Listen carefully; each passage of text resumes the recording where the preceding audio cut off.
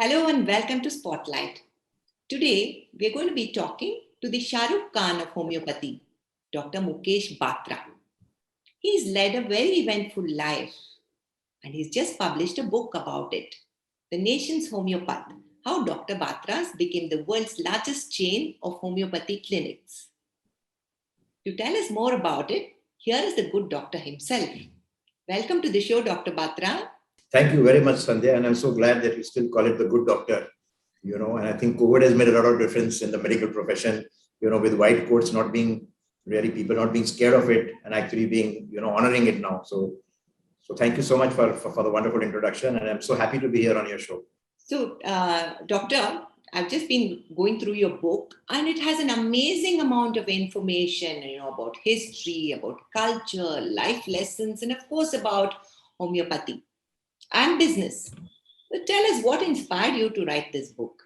But actually, I wrote the book during the lockdown. I was kind of locked down in my Goa heritage home for almost 1.5 years during COVID times. And I had an offer to write, of course, before that. And so I said, let me just, put my thoughts together. So I used to put in about 5 to 6 hours every day. So I think it was quite a difficult process. I'm saying I've written so many other books, but I would say that this one really took a lot of effort, maybe because of the time in which I wrote it, the period in which I wrote it. And also I think it's not very easy to talk about your past. I think it brings back sometimes unhappy memories as well. It was also a catharsis, it's something that you also feel that, okay, now that it's what was hidden within you, you're able to actually express yourself and get it out. So in a way, it's also a feeling of happiness. But why I wrote it really was because I wanted to share my story. My story has been really like, I say, a real life with the real life of the 70s. Like how in those 70 movies, you saw, Amitabh Bachchan always fighting and, all the heroes fighting, and always succeeding. I think mine is really a story like that. It's just a story where, right when I was a toddler and we were living in a building, in a very old building in Hazratganj in Lucknow, and I was crawling and my uncle just pulled me out. And a few minutes later, the entire balcony collapsed, So from there till like how you saw in movies again, in the movies, you always see that one child gets lost in a mela. Right, the Kumbh Mela episode. When I was 3 years old. And again, Homeopath, found me, put me on his shoulders, and, so many people died during the stampede and I got saved. So again, this is really like a real life story again. And similarly, I was, almost shot at when I was trying to set up a clinic in Nigeria, a hospital in Nigeria, actually, a homeopathic division, a hospital there. And I was almost arrested when I went to Mauritius to start homeopathy there. So I think my life has had very interesting stories to tell. And this is what I've told in my book and shared them with people. And I just thought that, when I was turning 70, which was 1st July, I wanted to share my story so that other people could learn and so that they don't make the same mistakes that I made in my life. So that's really what inspired me to actually tell my story, because lots of people have interesting stories to tell. They have an interesting life, but they don't have an opportunity to share. So for me, writing this biography was an opportunity to share this and share my life with other people so that others could benefit. I also realized that it has a lot of information in how to grow a business. And I know from my personal experience of interviewing you for the Best of India book so many years ago, you had already pioneered app-based consulting and telemedicine so many years ago, much before people were forced to do it during COVID. Yes. I believe that is something that keeps you ahead of the curve. And I've learned this, for example, from Kamath. If you go to any Udupi restaurant, do you ever wonder how is it that you always get hot idlis? How are they so fresh? And how is it that the turnaround time is so quick? So if you remember that, there was this young boy called Vittal Kamath who was actually watching all this. And he realized that a lot of turnaround time gets lost in washing so many dishes, because in a South Indian, dosa or idli, you have a sambar, you have a chutney, you have another chutney, and then it all used to come in different dishes. So the washing time, either you put it in a bucket, which some of them used to do at that time, which is not hygienic, or you wash them separately and then you dry them. So the turnaround time for drying and washing took the maximum time rather than actually manufacturing it or making it. So he said, why not have one tray, and why not have little holes in them, little kind of depressions in them, where you can put your sambar, your chutney, and your dosa. So it then led to a 5 times turnaround time quicker, because you only need to wash one tray, and that has now become an industry standard, which is called the Kama tray. So this is really what I wanted to bring about in my profession as well. I saw that homeopathy was a system of medicine which was growing and being loved by more people, but it was still considered as being, ancient, as being, dadi ma ke nuske nukse, as, people saying that you had to have, gray hair to prescribe white pills, So I wanted to change that whole image of homeopathy. And also I wanted to give the best benefits of technology to my patients. So which is why I started much before its time. I've set up the world's first computerized clinic. I made probably the second electronic medical program, and you'll be surprised to know that even today, 90% of hospitals don't have an electronic medical history. And that is the database for any research that you need to do. And I managed to do that in 1982. So we've always been putting technology with homeopathy to modernize it. And that is something that has worked well for us. And going forward, then, we set up the world's first cyber clinic.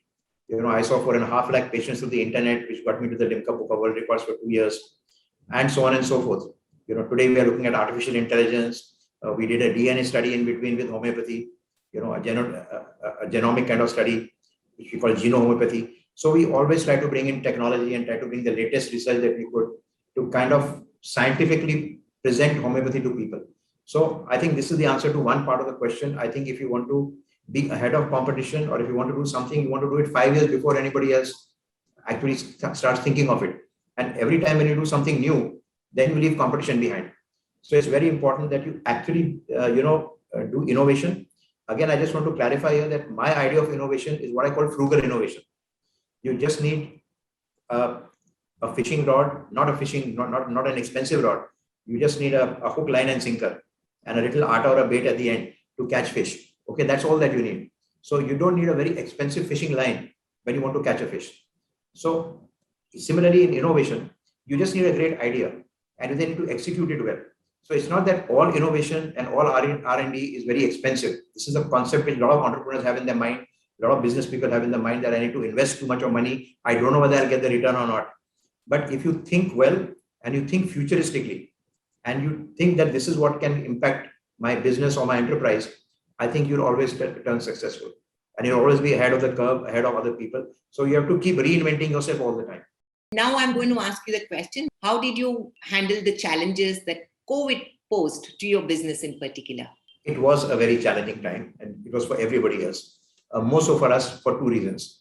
Two of our kind of enterprises, one is healthcare, where we are in the service industry. Now, that's retail healthcare. So it's really like any retail outlet. Now, obviously during COVID time, all these, clinics, about 150 cities in India, 225 clinics almost were shut, not only in India, but almost all over the world. So you still had your salaries to pay, you had fixed costs, you had rentals, you had all of that. And you had no customers coming in or no patients coming in because they were scared. So I think, that's one part of it. The second part was we also have a product business. So in products, the supply chain was stopped. So you couldn't actually get your products to a destination.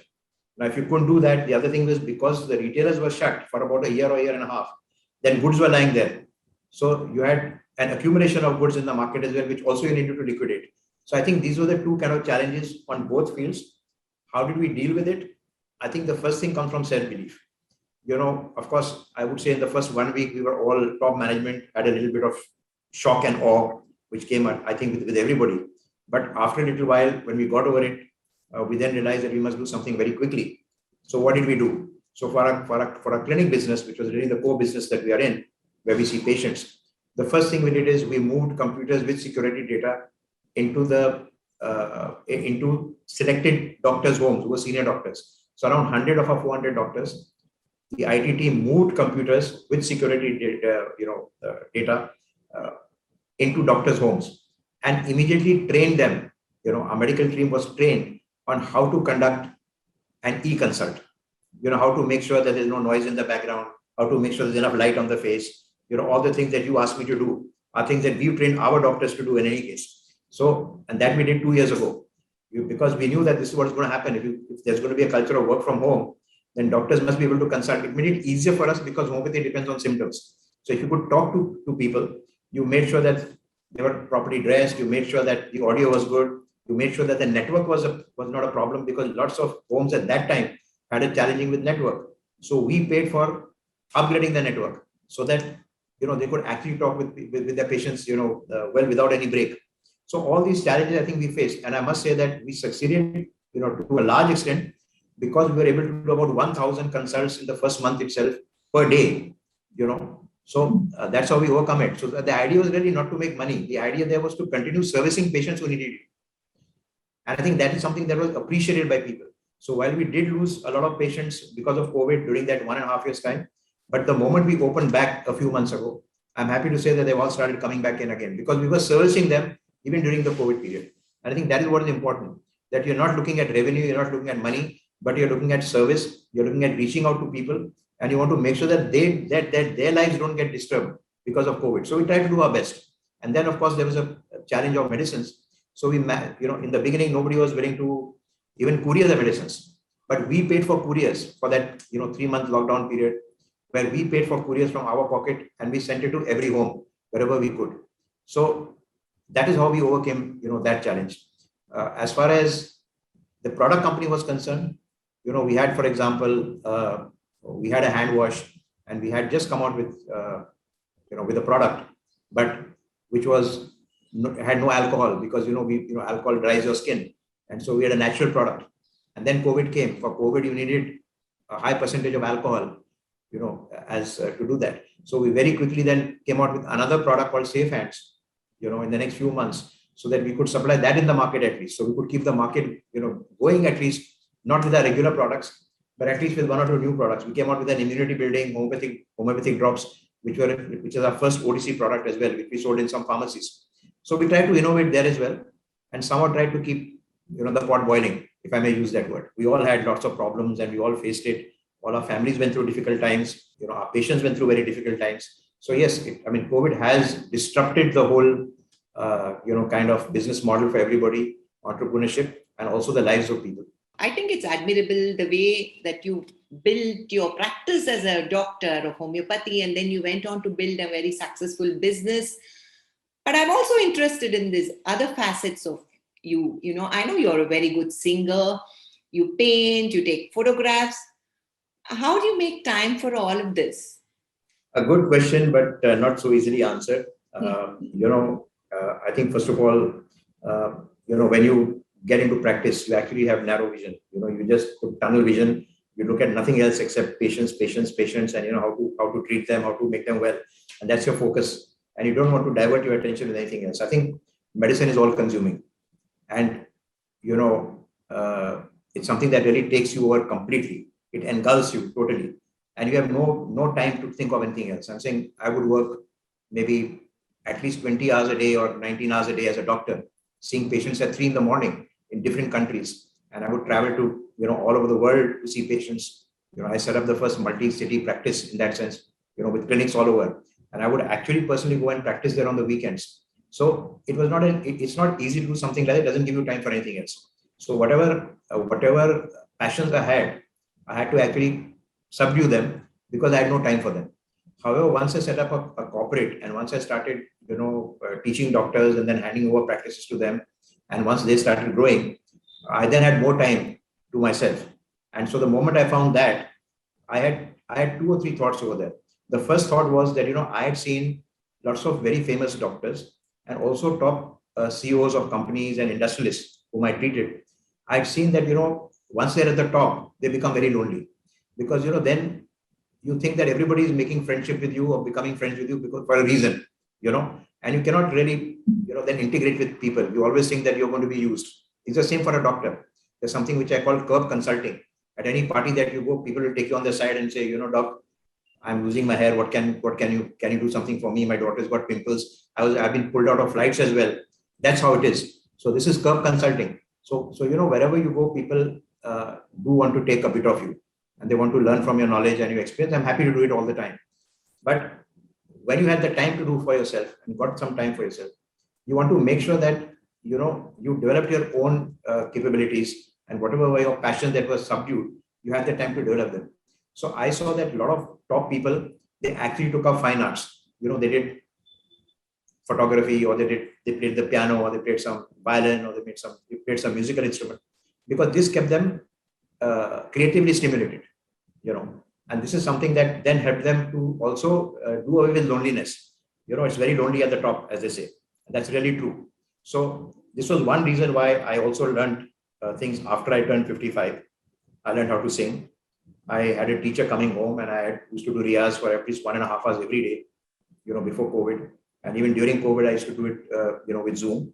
So this was one part. The second part also was that I also have seen that in medicine, what happens is that you become insensitive over a period of time. If you look at COVID, for example, I mean, how many deaths have doctors seen? How many deaths have nursing staff seen from so close? How many deaths have families seen? I mean, I know that our grandchildren haven't seen death. Our children haven't seen death from so close. But there's been somebody dying in every family, and it has touched you. So, there's a sensitivity which is there. But when you see too much of it, you tend to become a little insensitive. So as doctors, we see so much of pain, suffering, death. One patient says, I've got asthma, I can't breathe. And then somebody else says, I've got cancer, I'm dying.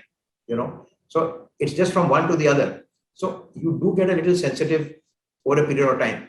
And I strongly believe, therefore, that to keep your sensitivity alive, you must take up fine arts. And which is why I did. So when I took up photography, and when I took up singing and whatever other fine arts that I do, I believe that it made me a better doctor. It made me more human. It made me more creatively inclined, and it made me more sensitive to other people's needs. It sensitized me, and therefore it helped me to give better outcomes to my patients. So it didn't only help me, myself as a person, but it also helped my patients. The third thing I want to mention here also is that I also believe that I use this for the betterment of society. And I believe all of us have a talent. You have a talent of writing. Okay, I have a talent of whatever it is, singing, photography. I actually believe that if all of us were to use our talent for the betterment of society, it would be a better and a happier world.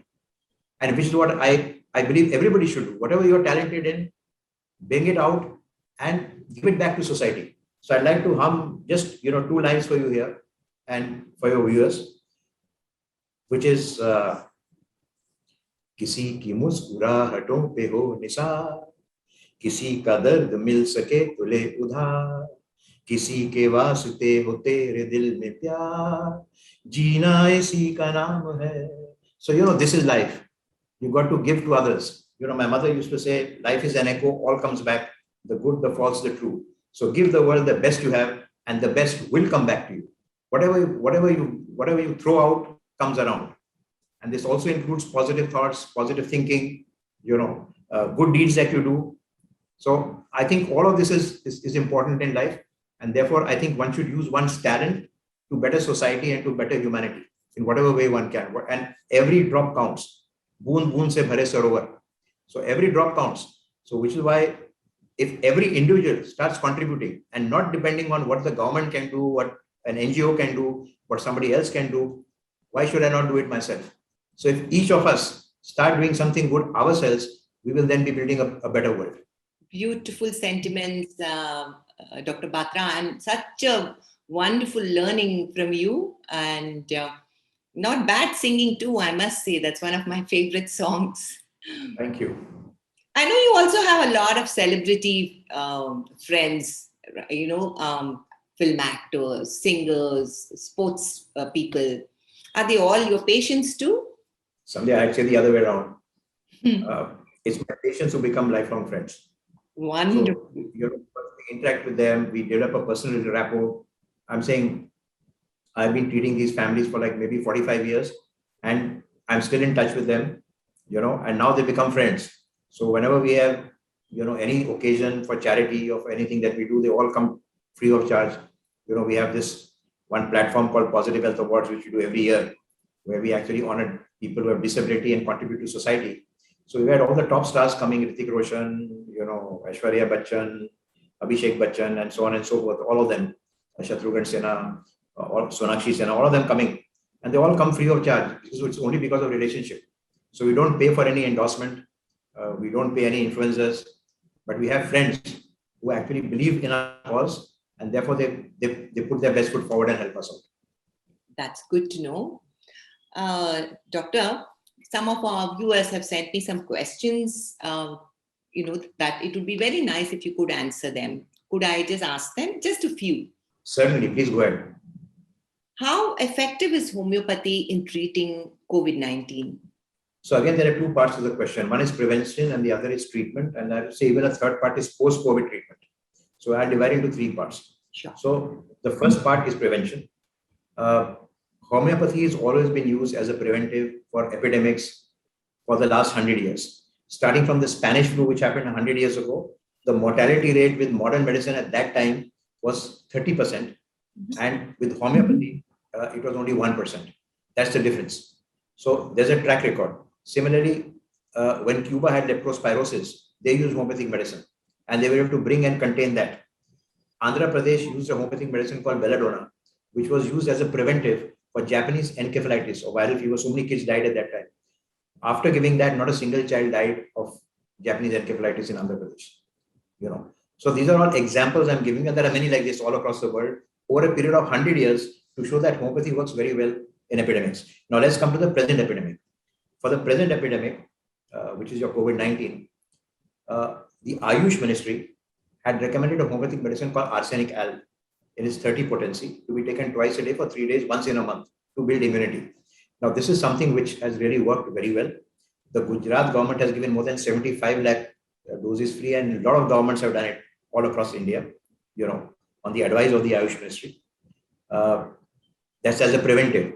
Another research was done in Gujarat where about 6,500 people who were actually isolated and they were tested, positive, and they were in quarantine. They were given homeopathic medicine and Ayurvedic medicine. Out of the 2,500 patients who were given homeopathic medicines and Ayurvedic medicines, the balance, only 11 patients actually developed COVID. So, and a lot of them were not, they didn't take all the doses either because they were in different phases of infection. Now, having said that, which really shows that in early stages and as a preventive, homeopathy works very well. So now, obviously in serious cases, you need to be hospitalized. What you need to do is you need to recognize early symptoms and you need to take corrective action right in the beginning and not wait for you to get into lung collapse and get into complications. So this is the first thing. So when you are really not well, you should consult a doctor at early signs. You should try to take treatment and go to hospital if you need to and not keep holding back. Okay. Now coming to post-COVID. Now, there are lots of post-COVID complications. Now, some of them are anxiety, some of them are depression. We've seen lots of patients. Some of them are lung functions because, they can't breathe so well. They get breathless when they walk from point A. Weakness, debility, hair loss. These are all kind of post-COVID problems which you see very commonly. Some even heart diseases. So I believe that a lot of these post-COVID complications can be treated through homeopathy. And in our clinics, we actually have a post-COVID test. We are now starting a lung test as well, where you can do a spirometry test. You can actually see whether you're COVID ready or whether you're COVID recovered, both ways. So you can actually take a lung test, which is a computerized test, which will show you what is your lung capacity. So if it is good, then your chances of getting lung, disorder during COVID are less. If you recovered, have you really recovered? Is your breathing capacity back to normal? That also you can do. So we are doing this also as part of our innovation, going forward. And we are doing this, we are going to start it from 1st of September, something new, but it'll be very useful to society and to people. So we can help post-COVID complications and we can help preventive. So are there any conditions or diseases that homeopathy cannot cure? Yes, there are many. And there are many that, no system of medicine is complete by itself. And every system of medicine has its advantages and disadvantages. I think it's for the patient or the consumer to actually understand what is good for him and even for the doctor to recommend what really will work. So, for example, homeopathy is very, very good for lifestyle disorders. It's very good for chronic problems. It's very good for problems like diabetes in a way, type 2 diabetes, not type 1. Also very good for hair loss, skin problems, acne, eczema, psoriasis, vitiligo, white patches, and so on and so forth, arthritis, asthmas, respiratory ailments, and mental health, women's health, small early fibroids, irregularity in periods, painful periods, all of that can be actually treated through homeopathy very well. Children disorders, including ADHD, attention deficit disorders, and lots of stress and emotional anxiety disorders as well, in children as well as in grown-ups. So this is the kind of the area homeopathy can really help. I would just, say that no system of medicine is complete and disease keeps evolving. So for example, when I went to medical college in 1973, when I passed out, we were never taught either chikungunya or AIDS or bird flu or COVID. I'm saying no doctor knew that. There was a separate, section abroad called tropical medicines, because they never knew, foreign doctors never knew what was jaundice and what is chickenpox and what is malaria. But today, with world becoming one, and with the kind of traveling that people are doing, today disease spreads very fast. So if something happened to Wuhan, and China, within a few months it spread all over the world. So disease keeps evolving. So no system of medicine is complete, and therefore I think people should take the best of every system of medicine, whether it is allopathy, whether it's homeopathy, and jokingly I say even if it is Tirupati. I mean, even if you believe in God and that also helps you to get all right, I mean, please use it. But just get well. That's what is important. I mean, use the best what works for you. Wonderful. So do you feel from the days that you began your practice, homeopathy has found a lot more acceptance in India and in other parts of the world? Yes, most certainly it has, because, India, okay, let me come to the world first. So according to WHO Health Organization, WHO, India is the second largest system of medicine in the world already, and it's the youngest. It's only 250 years old compared to Ayurveda, which is 2000 years old, and modern medicine, which is almost 1000 years old. So it's really, the youngest of all systems, and it's the fastest growing. It's growing about 20% back to back, and it's practiced in 180 countries of the world legally. So it's been legalized now in over 180 countries of the world. So it's really that popular. Coming to India, of course, now the government has actually got a separate ministry called the Ayush Ministry, which is actually promoting homeopathy in a very big way. But in India, we have the largest number of believers in homeopathy. Some 50 crore people believe in homeopathy on a regular basis all over the world, out of which 10 crore are from India. So India has the largest acceptance of homeopathy in the world. The largest number of patients take homeopathic medicine in the world. It has the largest number of homeopathic doctors in the world, 300,000, 3 lakh doctors, homeopathic doctors in India, the largest. It has the largest number of colleges that train homeopathic doctors, over 180 colleges or 135 colleges. So if you look at all the numbers, but in terms of revenue, it's not the largest, because here homeopathy medicines are still cheap, doctors are accessible, so it's not like abroad where treatment is very expensive. Homeopathy is a super specialty and the OTC products are very expensive. So India is really the hub for homeopathy, I would say. And really it's time now for Indian doctors and Indian homeopaths to actually take homeopathy to the rest of the world. The way we took yoga to the rest of the world, we now need to take homeopathy to the rest of the world, because of the kind of expertise that we have and the knowledge that we have in homeopathy. And also I believe that there is a huge possibility here, or an opportunity here, also having of making sure that you have medical tourism for homeopathy. I'm saying you have medical tourism for Ayurveda, you have people coming to go to spas, for treatment, retreats, but people are not really coming that much for homeopathic treatment when you have the largest number of homeopathic doctors in the world. So I think that's another thing that we could encourage. We could actually give e-visas to people, health visas to people to come to India and actually take homeopathic treatment and encourage it. I'm sure that the whole industry will even grow more.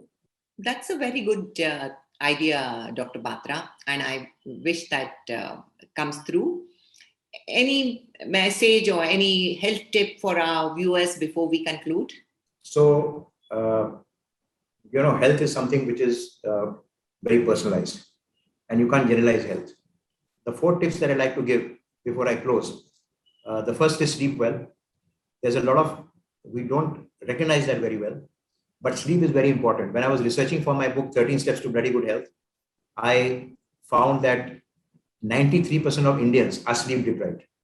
It's not just the hours of sleep, but it's also the quality of sleep that is important.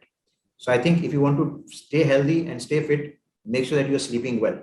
The second thing is eat well. It was Hippocrates, who's the founder of modern medicine, said, let food be your medicine, or medicine will be your food. So food is medicine. So you must eat right. So today, what are we eating? We're having fast food, we are having, processed food. Now, all of that is wrong. So if you eat homemade food, if you have a balanced diet, that's the best kind of diet that you can have. So I think that's the second thing that we should be doing. Is very important for good health, that you eat right. The third is we need to exercise regularly. We have become very comfortable.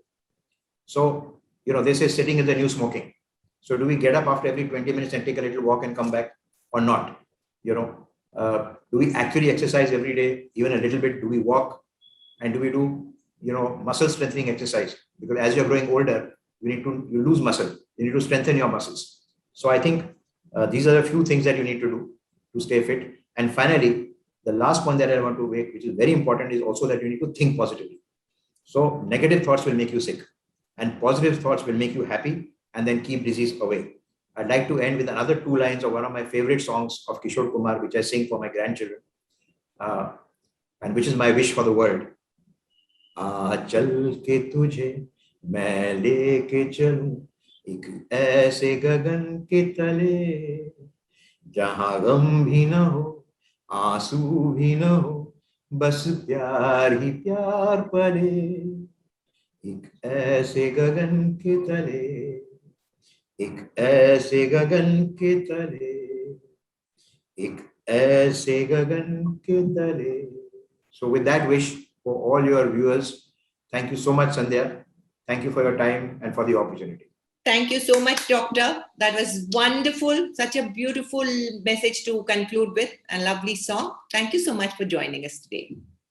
Do subscribe to the Raintree Media channel on YouTube. Like, comment and share the videos.